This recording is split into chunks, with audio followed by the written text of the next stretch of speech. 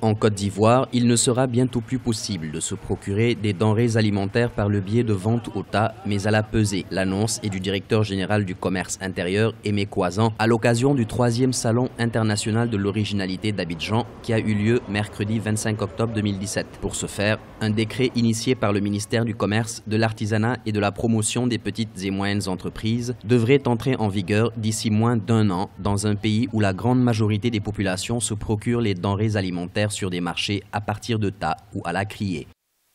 Entre la prise du décret et l'application, il y aura une phase transitoire qui va durer 6 mois de sensibilisation des populations et des opérateurs économiques avant que cela ne soit effectif au plus tard juin 2018. Il s'agit de décrets d'application qui sont en préparation et qui précisent que sur l'ensemble du territoire ivoirien, la vente se fait à la pesée et non plus au tas. La vente en Côte d'Ivoire doit se faire à base de mesures réglementées.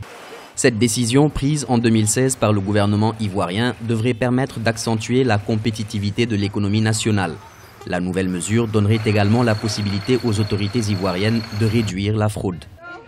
C'est beaucoup plus simple d'acheter 1 kilo à un prix X lorsqu'on sait clairement que la quantité qu'on reçoit équivaut effectivement à l'argent qu'on paye. Là où il faudra que les autorités mettent l'accent, c'est dans la vérification des instruments de mesure essentiellement, pour s'assurer effectivement que ces instruments de mesure-là soient bien calibrés, parce que le risque, évidemment, c'est que certains commerçants un peu véreux pourraient essayer de manipuler les instruments de mesure, les instruments de pesée, pour faire en sorte de dégager des marges toujours plus importantes au détriment du consommateur.